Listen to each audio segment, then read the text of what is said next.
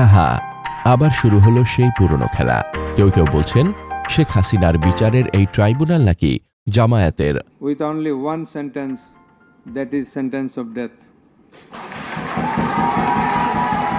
আইনজীবী বিচারক সবাই জামায়াতের। ভাগ্যিস বলেননি যে আসামি হাসিনাও জামায়াতের লোক।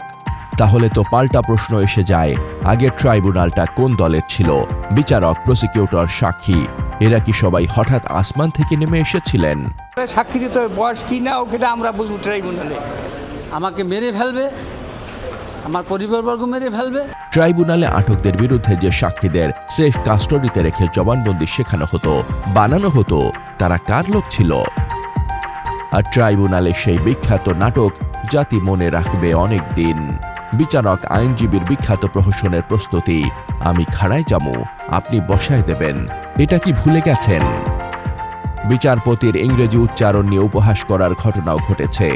আজ অন্য কারো ইংরেজি নিয়ে হাসাহাসি করছেন, অথচ অতীতে আপনাদের জন্য রায় লিখে দিতেন বিদেশি বসা স্ক্রিপ্ট রাইটাররা। এ কথাটা সুবিধামতো সময় ভুলে গেলেন।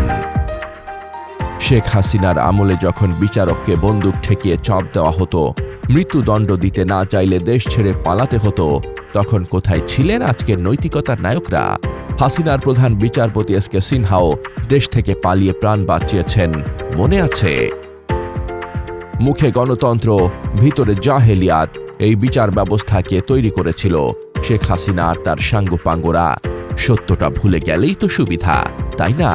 তাই শেখ হাসিনার বিচার পদ্ধতির সমালোচনার আগে আয়নায় নিজেদের চেহারাটা একবার দেখুন, কারণ সত্য লুকানো যায়, ইতিহাস না।